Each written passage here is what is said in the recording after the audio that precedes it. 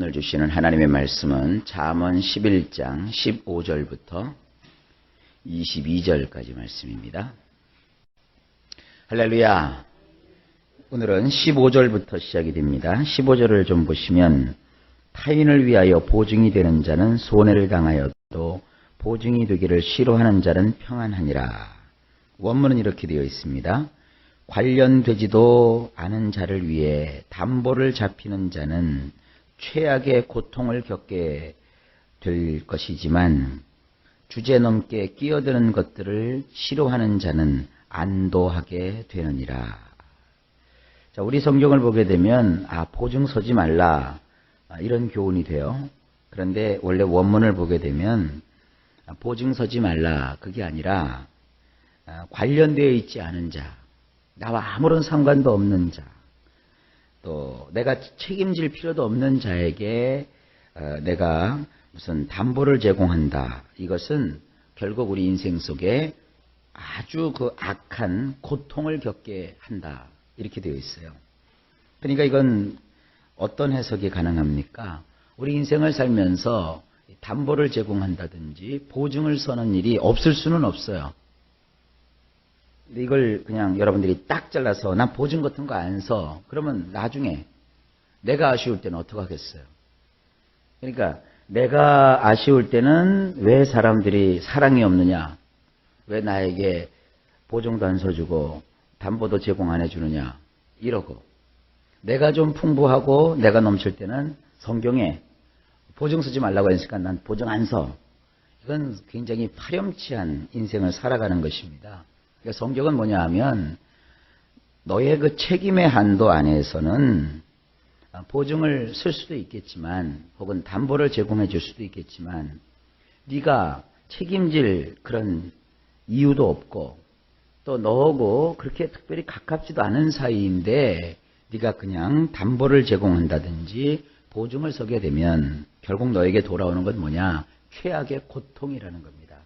내가 써보지도 못하고 내 것을 빼앗기게 되고 내가 책임지지도 말아야 될 또 책임지지 않아도 될 그 일에 담보를 제공한 이유 하나 때문에 내가 그걸 책임을 져야 되는 그런 데서 오는 고통을 네가 받게 될 것이다. 그러니까 굉장히 엄한 명령이기보다는 사리 분별을 해서 네가 보증을 서는 일에 주의하라 이런 교훈이 됩니다. 그리고 주제넘게 끼어드는 것들을 싫어하는 자는 안도하게 되느니라. 끼지도 말아야 될 것에 자꾸 이렇게 끼는 사람들이 있잖아요. 그런 거 싫어하면 너가 인생을 살아가는데 안도하게 될 것이다. 편안하고 안전하게 거하게 될 것이다.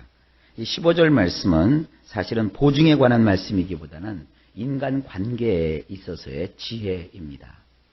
왜 직장 생활을 할 때도 인후보정이라는 것도 세우잖아요. 저는 이 구절을 근거해서 인후보정도 안 쓰는 사람을 제가 봤어요. 그렇게 되면 인생 혼자 살아야 됩니다. 이것은 성경이 보증 같은 거 일치하지 말아라. 그게 아니라 책임질 수 있는 범위를 분명히 정해라. 그것을 넘어서서는 절대로 안 된다. 왜냐하면 그로 인하여 너의 인생에 고통이 찾아올 것이기 때문이다. 그러니까 이 일에 있어서 너희가 지혜를 가져라. 그런 말씀입니다. 16절입니다. 유덕한 여자는 존영을 얻고 근면한 남자는 재물을 얻느니라. 이건 원문에 보면 굉장히 다르게 되어 있어요. 한번 들어보세요. 은혜를 베푸는 여인은 존귀히 여김을 확실히 받고 과격할 정도로 저돌적인 남자들은 부를 거머쥐게 되느니라. 굉장히 다르죠? 그 앞부분에 이제 유독한 여자, 이건 여러분들이 이해가 되실 거예요. 우리식으로 하면 이제 덕이 있는 여자 이런 뜻인데 원문을 보면 은혜를 베푸는 여자, 이렇게 남에게 베풀기 좋아하고 이렇게 뭐라고 할까요? 좀 따뜻하게 해주는 이런 모성애가 있는 여자 이렇게 해석하면 됩니다. 이런 분들은 존귀 여김을 확실히 받는데요. 그러니까 이 말씀에 의하면 여성들은 너무 이렇게 표독하게 독하게 하지 않으셨으면 좋겠어요. 그 막 도끼가 서린 분들이 있잖아요. 그냥 막 눈빛 하나를 줘도 막 표독스럽게 말 한마디라도 막 톡 쏘아붙이고 이런 분들은 스스로 어려움 속에 들어가는 거예요. 좀 후덕한 여인, 은혜를 베풀고 좀 너그럽게 하는 여인, 또 불쌍히 여길 줄 아는 여인, 또 용서해 줄 줄 아는 여인, 이런 여인은 결국 뭐를 얻느냐? 존귀 여김을 받는데 확실히 받는데요. 여성에게는 좀 이런 그 경향이 있고요. 그 다음에 남자에 대해서는 근면한 남자라고 되어 있는데 이게 근면하다는 게 아니라 원문에 보면 굉장히 폭력적이다 혹은 과격하다, 굉장히 뭐라 할까요? 이렇게 상대를 향해서 잠시도 공격을 멈추지 않고 막 확 달려드는 이런 저돌적인 남자, 이런 걸 뜻해요. 그래서 이 세상은 어차피 전쟁터고 이 세상에서 이 재물이라고 하는 거, 이 돈이라고 하는 것은 그냥 편안하고 착한 사람에게 임하는 것 절대 아닙니다. 돈은요 절대 착하면 못 벌어요.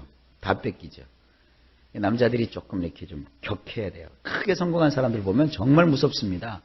여러분 교회에서도요 보면 돈 많은 사람들이 헌금도 많이 하고 봉사도 많이 할 것 같죠? 아니요. 굉장히 짜요. 요즘 그 광고 보니까 그게 나오더군요. 어떤 은행인지 무슨 어디서 하는 광고인데 그 부자 아버지가, 부자 사장님이 그 100원짜리 하나 아끼는 거 나와요. 100원짜리 하나라도 막 아끼고 그거 하나 갖고 막 이렇게 막 움켜잡으려고 하는 사람들이 돈을 벌지, 에이 그 100원 뭐 까짓 거 아무것도 아니지 뭐, 이런 사람들은 크게 돈을 못 벌더라고요. 성경의 교훈이 맞아요. 과격할 정도로 저돌적인 이런 그 남자들은 불을 거머쥐게 된대요. 그래서 돈을 남자들이 좀 벌이려고 하면 악하게, 아주 독하게 마음을 먹어야 된다, 이런 뜻입니다. 그러니까 여러분 자녀들도 돈 많이 벌 자녀들이 되면 좀 이렇게 좀 세상도 지지 않고 아주 저돌적으로 살 수 있도록 하는 그런 소양을 길러줘야 될 필요도 있다고 생각을 해요. 자, 이 정도로 넘어갑시다. 17절. 인자한 자는 자기의 영혼을 이롭게 하고 잔인한 자는 자기의 몸을 해롭게 하느니라. 아마 16절과 좀 짝이 되는 것 같아요. 그렇지만 아무리 저돌적이어도 요건 잊지 말아라 이거야. 17절에 인애를 베푸는 남자는 자기 내패시를 이롭게 하지만 잔인한 사람은 자기 육체를 해롭게 하느니라. 자, 16절과 17절을 저는 연계해서 이렇게 해석합니다. 과격할 정도로 저돌적인 남자들은 돈을 거머쥐게 되지만 그러나 조심해야 될 게 있다 이거죠. 인애를 베풀 줄 알아야 된다 이거예요. 그럼에도 불구하고 인애를 베풀 줄 아는 남자는 자기의 뇌패시, 뇌패시는 자기의 영, 자기의 몸, 자기의 정신, 그 어떤 사람의 전 인격을 뜻한다고 그랬어요. 자기의 그 전 인격에 이로움이 있어요. 하지만 저돌적이면서 아주 잔인한 사람 있죠. 스크루지 영감 같은 사람, 피도 눈물도 없는 이런 사람이 되면 결국은 자기 육체를 해롭게 한다는 거예요. 그러니까 돈을 벌 때는 굉장히 아끼고 저돌적이고, 심지어 막 그 폭력을 행사하는 사람들이 가지는 그와 같은 아주 그 뭐라 할까요? 좀 잔인하다고 하면 좀 그렇고요. 좀 강함이 있잖아요. 그런 강함이 있어야 돈도 움켜쥐지만 그렇다고 해서 사람이 그 내면에까지 잔인해서는 안 된다는 거예요. 다른 사람을 잔인하게 대하면 결국 자기 육체를 해롭게 할 뿐이래요. 그래서 돈은 저돌적으로 벌지만 그 와중에서도 인애를 베풀 줄 아는 자가 되어야 된다. 그래서 너의 내패시를 이롭게 해야 된다. 이런 교훈입니다. 자, 18절입니다. 악인의 싹은 허무하되 공의를 뿌린 자의 상은 확실하니라.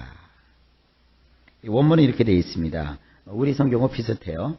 범죄자는 그 삭시 수포로 돌아가지만 의를 뿌린 자는 몫이 확실하니라.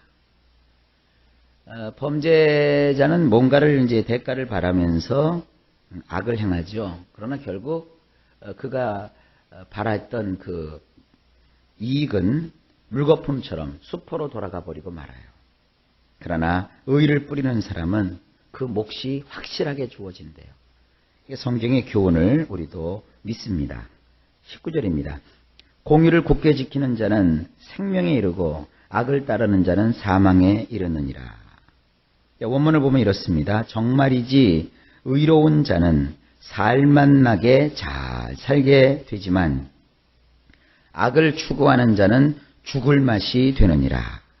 여러분, 살만 나게 살고 싶으면 의롭게 살아야 돼요. 의롭게 살면 결국은 살만 나게 잘 살게 된대요. 근데 악을 추구하는 자는 결국은 인생이 죽을 맛이 된대요. 이렇게 보면 뭐 한을 품고 사는 사람, 그리고 그냥 원수 갚으려고 살아가는 사람, 그 인생이 얼마나 죽을 맛이 되겠어요. 그러나 의를 행하는 자, 이 의라고 하는 것은 뭐 옳은 것만 고집하는 그런 삶은 아닙니다. 의라고 하는 것은 항상 그 선을 추구하는 거예요. 여기 보면 용서도 하고 이해도 하고 그리고 마음을 너그럽게 가지는 것도 다 이 의의 요소입니다. 여러분, 우리 세상을 의롭게 선하게 살아가게 되면 결국 살만 나는 인생을 살게 될 것입니다. 마음의 그 분이나 억울한 거 그거 다 하나님께 맡기시고 풀어버리세요. 그리고 의를 추구하고 선을 추구하세요. 결국은 잘 살게 될 겁니다. 성경의 교훈입니다. 자, 20절입니다. 마음이 굽은 자는 여호와께 미움을 받아도 행위가 온전한 자는 그의 기뻐하심을 받느니라. 원문은 이렇게 되어 있어요. 여호와께서 지긋지긋하게 여기시는 자는 마음의 성미가 비꼬인 자이니라. 그분이 기뻐하는 자는 그 생활 방식이 건강한 자이니라. 뭐 인간도 마찬가지죠. 마음이 베베 꼬인 사람 참 대하기 힘들어요. 그죠? 뭐 이렇게 얘기하면 저렇게 삐지고 또 저렇게 얘기하면 이렇게 삐지고 그런 사람들 대할 때는 그냥 가만히 있는 수밖에 없어요. 뭐 이렇게 해도 뭐라고 하고 저렇게 해도 뭐라고 하고 참 그런 사람들 여러분들 대할 때 얼마나 참 힘들어요. 하나님도 역시 마찬가지세요. 하나님은 이런 사람들을 지긋지긋하게 여기신대요. 혐오스럽게 여기신대요. 그러나 주님이 기뻐하시는 사람은 누구냐? 생활 방식이 건강한 사람이 있잖아요. 이렇게 교회에서도 청년들을 보게 되면 이 생활 방식이 건강한 아이들 보면 아주 유쾌해요. 뭐 이렇게 시켜도 목사님 알았습니다. 내가 한번 기꺼이 최선을 다해 볼게요. 내가 이건 조금 안 해본 일인데요. 겁은 나도 목사님께서 이렇게 해보라고 하니까 내가 한번 기꺼이 한번 해보겠습니다. 그리고 일이 끝나면 제가 바로 보고 드리죠. 시원해요. 그런 사람들이 이렇게 일 맡고 나면 일이 척척척척 진행이 돼요. 어떤 사람은 이것 좀 해볼 수 있냐? 그러면 싫어요. 안 되는데요. 못 하는데요. 그럼 제가 뭐라 그래요? 관둬라. 그리고 뭐 이렇게 일을 맡겨놓으면 에이 이런 걸 나한테 맡기고 에이 귀찮아 이러면요. 맡기는 저도 굉장히 뭐라고 할까요? 마음이 좀 안 좋아요. 이건 건강한 생각이 아닙니다. 어른이 나에게 이걸 시킨 것은 이유가 있겠구나. 왜 여러분들에게 인생 살다 보면 싹싹한 아이들이 있잖아요. 또 여러분 자녀도 마찬가지죠. 뭐를 부모가 얘기했을 때 기뻐하면서 그걸 막 기꺼이 하려고 하면 여러분 마음이 얼마나 기뻐요. 하나님도 마찬가지입니다. 이렇게 베베 꼬인 사람은 하나님이 결코 좋아하지 않습니다. 여러분도 하나님 앞에서 시원시원한 자들이 되시길 주님의 이름으로 축복합니다. 21절에 악인은 피차 손을 잡을지라도 벌을 면하지 못할 것이나 의인의 자손은 구원을 얻으리라. 이것도 원문을 보면 이렇게 돼 있어요. 손과 손을 잡을지라도 악한 자는 결코 깨끗해질 수 없느니라. 의로운 자들의 자손은 피할 수 있게 되느니라. 이게 무슨 얘기냐면 악한 사람이요. 손과 손을 맞잡았다는 건 서로 협의했다는 거예요. 야, 우리 못 본 거야 서로. 뭐 해놓고 나서 서로가 우리 못 본 거야. 우리끼리만 알고 다른 사람한테 알리면 안 되는 거야. 그러면서 손에 손을 맞잡았어요. 그래서 뭔가 감추어요. 그렇다고 해서 깨끗해질 수 있는 게 아니라는 거예요. 다 드러나게 돼 있어요. 악은 절대 여러분들 도모하시면 안 됩니다. 악은 하나님 앞에서 회개하고 우리가 하나님께 용서를 받아야 될 것이지 악을 서로 사람끼리 눈을 마주치면서 우리끼리만 알자. 절대 깨끗해질 수 없어요. 반면에 의로운 자들의 자손은 피할 수 있게 되느니라. 의롭게 살면 그 자손에게 있어서도 하나님께서 이렇게 피할 수 있게 길을 인도해 주시는 거예요. 그러니까 우리가 지혜롭다면 의롭게 살아갈 이유가 있는 거예요. 마지막으로 22절. 아름다운 여인이 삼가지 아니하는 것은 마치 돼지코의 금고리 같으니라. 원문도 똑같아요. 아름다운 여인이 판단을 제대로 하지 못하는 것은 마치 돼지코의 금고리 같으니라. 생긴 건 참 아름답게 생기고 아주 예쁘게 생겼는데 하는 짓을 보면 아주 이상한 여자들이 있죠. 그냥 겉보기에는 굉장히 이렇게 괜찮은 스타일인데 이렇게 뭘 판단하고 그러는 거 보면 막 어리석고 미련하고 막 이러는 거 있죠. 그런 걸 뜻하는 겁니다. 이건 뭐냐면 돼지코에다가 금고리를 이렇게 달아줬어요. 옛날 사람들은 이 장식을 해도 그 코에다가 코걸이를 했어요. 돼지코에다가 이렇게 금고리 걸어놨으니까 그 얼마나 볼상사나워요. 그러니까 겉만 아름답고 화려하지 실제로는 판단 하나 제대로 하지 못하면 돼지코에 금고리 같다는 거예요. 요즘 젊은 분들이 이런 경우가 많습니다. 그냥 성형만 하면 되는 줄 알아요. 얼굴만 예쁘게 꾸미고 몸매만 날씬하게 만들면 그게 뭐 인생을 잘 사는 줄 아는데 천만의 말씀이요. 옳은 것도 그른 것도 구분하지 못하고 지혜로운 것과 지혜롭지 못한 것을 구분하지 못하면 이건 돼지코에다가 금고리 달아주는 것과 똑같다. 옛날이나 지금이나 교훈은 마찬가지인 것 같습니다.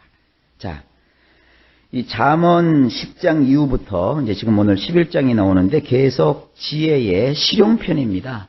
그래서 이것이 이렇게 계속 연관되지 않고 따로 떨어져 있어요. 그러니까 한 말씀 한 말씀을 여러분들이 계속 마음에 새기면서 살아가실 수 있기를 바랍니다. 자, 오늘도 하루가 시작되었습니다. 일마다 때마다 하나님께서 함께해 주셔서 여러분이 하는 모든 일이 형통하게 되시기를 예수님의 이름으로 간절히 축복합니다.